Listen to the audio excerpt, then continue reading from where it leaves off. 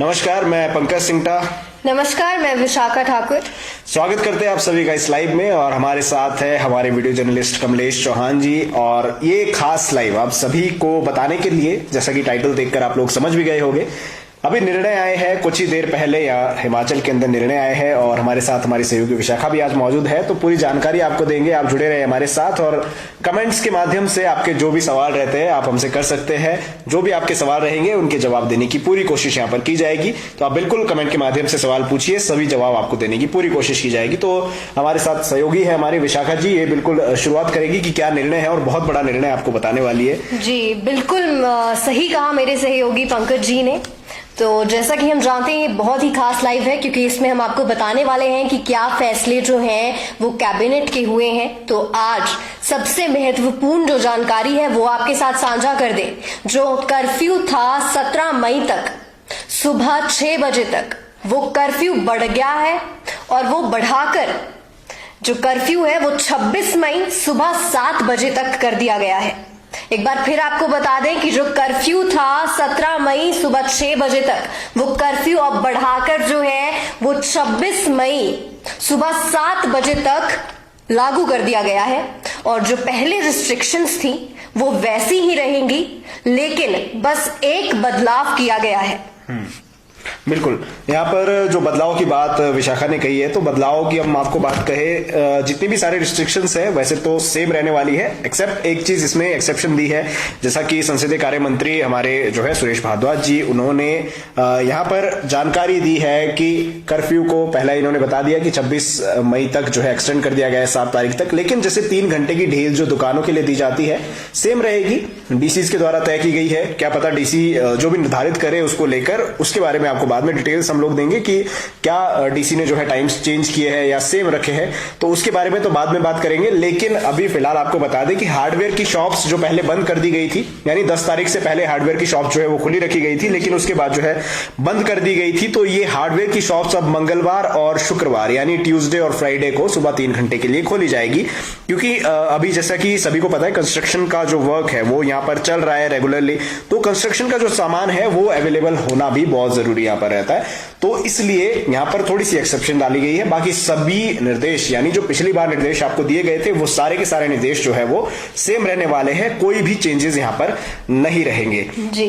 तो हम चाहेंगे कि अगले जो भी निर्देश यहाँ पर आए हैं वो जानकारी है वो विशाखा जी आपको दे। अगली जानकारी के बारे में बात करें तो शादी जो है, शादी से जुड़े सभी के मन में काफी सवाल रहते हैं, तो वो आपको बता देते हैं कि सरकार ने इस बार लोग तो 20 ही रखने के लिए कहा है कि 20 लोग ही शादी में जो है वो शामिल हो सकते हैं। लेकिन इसके साथ साथ इस बार सरकार ने लोगों से आग्रह किया है कि यदि शादी स्थगित हो पाए तो उसे स्थगित कर दिया जाए। कोरोना के बढ़ते मामलों को देखते हुए आप लोग से भी अनुरोध है, यदि शादी स्थगित हो पाए तो आप भी शादी को स्थगित कर दीजिए, और अगर ऐसा नहीं पॉसिबल है तो फिर आप लोगों को पहले की तरह सिर्फ 20 लोग शामिल करने की ही अनुमति है।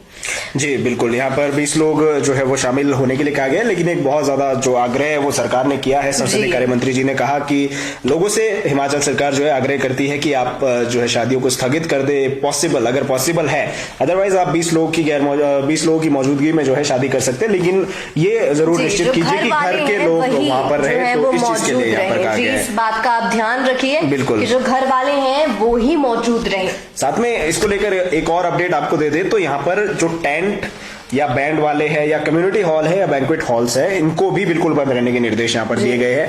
तो इन लोगों से भी कहा गया है कि ऑर्डर्स ये फॉलो नहीं करेंगे तो इनके ऊपर जो है कार्रवाई की जा सकती है। कम्युनिटी हॉल बैंक्वेट हॉल्स तो पहले से ही बंद है, लेकिन टेंट की सर्विसेज लोग देते हैं और बैंड वाले जो लोग होते हैं इनसे भी बिल्कुल मना किया गया है, इनको कहीं भी जाने की इजाजत नहीं है। अगर ये इसको उल्लंघन करते हैं, इस जो निर्देश निकाले गए सरकार द्वारा, अगर इसको उल्लंघन करते हैं तो इनके खिलाफ जो है कार्रवाई हो सकती है डिजास्टर मैनेजमेंट एक्ट के तहत।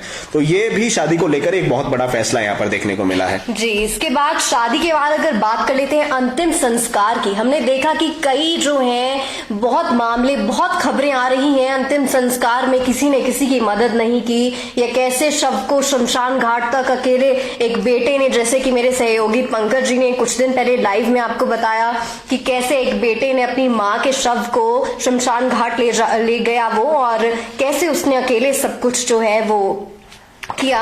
तो अंतिम संस्कार के लिए जो है इस बार सरकार ने एक जानकारी जो है वो हमारे साथ, हम आपके साथ साझा करेंगे कि जो लकड़ियां हैं वो मुफ्त में उपलब्ध करवाई जाएंगी हमारी फॉरेस्ट कॉर्पोरेशन द्वारा। जो फॉरेस्ट डिपो होते हैं वहां पे फ्री में जो है अंतिम संस्कार के लिए लकड़ियां उपलब्ध होंगी। तो आप सभी वहां जा सकते हैं और वहां से मुफ्त लकड़ी अंतिम संस्कार के लिए जो है वहां से ले सकते हैं। जी बिल्कुल, ये तो हम आपसे चाहेंगे भी, यदि आपके दिमाग में कोई सवाल रहता है, कोई डाउट रहता है, तो आप बिल्कुल कमेंट के माध्यम से हमसे पूछिए। आपके जो भी जवाब रहेंगे उनको देने की पूरी कोशिश यहाँ पर की जाएगी लाइव के माध्यम से। तो फिलहाल आगे चलते हैं अगली अपडेट पर कि क्या अपडेट यहाँ पर अगली दी गई है। सबसे पहले तो जैसा कि हिमाचल के अंदर लगभग अभी तक की अगर सिचुएशन की बात की जाए तो बेड्स भरपूर मात्रा में है। ऑक्सीजन के लिए भी अभी सरकार ने नहीं कहा है कि कोई कमी है, लेकिन ऑक्सीजन सिलेंडर के लिए सरकार बार बार कहती आई है और केंद्र से भी ऑक्सीजन सिलेंडर को मंगवाया गया है या केंद्र से भी आग्रह किया गया है कि वो जो है ऑक्सीजन सिलेंडर्स हिमाचल को भेजे या सप्लाई करे। तो यहां पर अगर हम बात करें तो बेड कैपेसिटी बढ़ाने के लिए परौर, मंडी, सोलन और शिमला या इसके अलावा कोई भी बाकी स्थान है वहां पर उनकी समीक्षा की जा रही है। यानी जहां पर बेड बढ़ाने की जो अगर कैपेसिटी बढ़ सकती है, जहां पर संभावनाएं है कि बेड बढ़ाए जाए, वहां पर बेड बढ़ाने की पूरी कोशिश की जा रही है। क्योंकि सभी को पता है बीते कल की अगर हम बात करें, बीते कल तो इतने ज्यादा मामले नहीं थे, लेकिन उससे पहले यानी परसों को जो है वो मामले लगभग 4,977 केस, ये 2 दिन सेम आंकड़ा पूरे हिमाचल में रहा है। तो बहुत ज्यादा मामले हैं, लगभग 5,000 के आसपास हम मान सकते हैं। बीते कल की भी बात करें तो 67 मरीजों की जो है मौत हिमाचल के अंदर हो चुकी है। तो ये इस समय अगर देखा जाए तो बहुत ही ज्यादा डेंजरस स्थिति है, बहुत ही ज्यादा भयानक स्थिति हिमाचल के अंदर भी पनपती जा रही है, क्योंकि 67 लोगों की मौत होना ये बहुत बड़ा एक आंकड़ा है। तो यहाँ पर हमने आपसे बताया कि बेड्स जो है इनको बढ़ाने के लिए समीक्षाएं की जा रही है, जगहों की समीक्षा की जा रही है। मुख्यमंत्री जी खुद भी जो है वो अलग अलग स्थानों पर जाकर समीक्षा कर रहे हैं बेड्स वगैरह की, या हॉस्पिटल्स जो है प्राइवेट हॉस्पिटल्स है उनकी भी समीक्षा की जा रही है। तो बेड्स बढ़ाने के लिए भी जो है समीक्षाएं की जा रही है, जगहों पर जहां संभावनाएं हैं वहां उनको तलाशा जा रहा है। जी, इसके साथ ही जो न्यू मेक शिफ्ट हॉस्पिटल्स हैं जो अभी बन रहे हैं, बेड के साथ साथ उन हॉस्पिटल्स को भी जल्द से जल्द बनवाने और लोगों को जल्द से जल्द वो अवेलेबल करवाने के लिए भी जो है सरकार लोगों के लिए इस सुविधा का भी प्रबंध कर रही है। तो जल्द से जल्द आप सभी को जो भी हैं, जो हॉस्पिटल या किसी कारण भी जिनको परेशानी का सामना करना पड़ रहा है, तो धीरे धीरे ये सभी जो है प्रॉब्लम्स ये सब सॉल्व हो जाएंगे। जो हॉस्पिटल्स हैं, न्यू मेक शिफ्ट हॉस्पिटल्स जो कोरोना के लिए हैं, जो अभी बन रहे हैं, उनको लोगों को जल्द से जल्द उपलब्ध करवाया जाएगा। इसके साथ ही अगर प्राइवेट हॉस्पिटल्स की भी बात करें, हॉस्पिटल्स की जैसे हमने यहाँ पे बात की, बेड्स की बात करी, जो प्राइवेट हॉस्पिटल्स हैं उनको भी एक्सप्लोर कर रही है हमारी सरकार, और जिनके पास मैन पावर या फिर जो भी बेड्स हैं उनसे भी सरकार जो है वो संपर्क कर रही है। हमारे शहरी विकास मंत्री सुरेश भारद्वाज जी ने ये जानकारी दी है कि जो प्राइवेट हॉस्पिटल्स हैं और न्यू मेक शिफ्ट हॉस्पिटल्स हैं उनको भी जल्द से जल्द उपलब्ध करवाया जाएगा सभी लोगों के लिए जो भी कोरोना संक्रमित हैं या उससे जूझ रहे हैं। इस महामारी से इतने केस बढ़ रहे हैं और जो भी इस महामारी से जूझ रहे हैं सभी के लिए हॉस्पिटल्स, बेड्स, ऑक्सीजन और अभी तक कोई भी जो है वो आपूर्ति पूरी जो भी है वो की जाएगी और किसी को भी कोई समस्या जो है वो आगे नहीं आएगी। जी, तो इसके अलावा एक और अपडेट भी है कि हिमाचल के अंदर अभी जो है 15 मीट्रिक टन या 25-26 मीट्रिक टन के आसपास जो है ऑक्सीजन बनाई जा रही थी, यानी ऑक्सीजन का प्रोडक्शन था, लेकिन अब जो है इसको 30 मीट्रिक टन कर दिया गया है। यानी हिमाचल के अंदर जो ऑक्सीजन की प्रोडक्शन पहले 25 से 26 मीट्रिक टन थी, उसे अब बढ़ाकर 30 मीट्रिक टन यहाँ पर कर दिया गया है। तो ये भी जानकारी यहाँ पर दी गई है। और जितने भी सिलेंडर्स है और यानी टैंकर्स अगर रखे जाए, लिक्विड ऑक्सीजन को स्टोर करने के लिए टैंकर्स यहाँ पर अवेलेबल करवाए जाएंगे। जो भी इससे संबंधित विभाग है उनको आदेश दे दिए गए हैं कि वो जल्द से जल्द टैंकर्स को बनवाना शुरू करे, या जिस तरह से भी जो भी फॉर्मेलिटीज रहती है या जो भी यहाँ पर काम रहता है उस तरह से विभागों को भी जो है वो पूरी तरह से निर्देश दे दिए गए हैं कि वो tankers, cylinders, D type cylinder जिसकी बहुत ज्यादा जरूरत रहती है हिमाचल के अंदर और बाकी जगहों पर भी, तो इन सभी चीजों को जो है वो जल्दी से जल्दी बनाने की पूरी कोशिश यहाँ पर की जाए। जी, जो ऑक्सीजन प्लांट्स हैं वहां पे हमारे जो पुलिस कर्मी हैं वो भी पूरी तरह से तैनात हैं और हिमाचल जो है ऑक्सीजन सिर्फ खुद के प्रदेश में, हमारे हिमाचल में ही नहीं, हम बाहर भी कई टन ऑक्सीजन दे रहे हैं, जैसे कि पंजाब या अन्य जो प्रदेश है वहां भी जो हिमाचल है वो ऑक्सीजन जो है वो कई टन एक्सपोर्ट कर रहा है या दे रहा है उन्हें। जी बिल्कुल, और हिमाचल में 6 नए प्लांट्स भी लगाए गए हैं, एक्टिव होने वाले हैं बहुत जल्द। ऑक्सीजन के जिन पे ऑक्सीजन प्रोडक्शन होती है, ऑक्सीजन के प्लांट्स वो रहते हैं, और ऑक्सीजन प्लांट्स को जो है वो 6 नए प्लांट्स लगाने के भी यहाँ पर जो है निर्देश दिए गए हैं, और 6 नए प्लांट्स बहुत जल्द हिमाचल में चलना शुरू हो जाएंगे और बहुत जल्द इनका एक्टिवेशन जो है वो शुरू कर दिया जाएगा।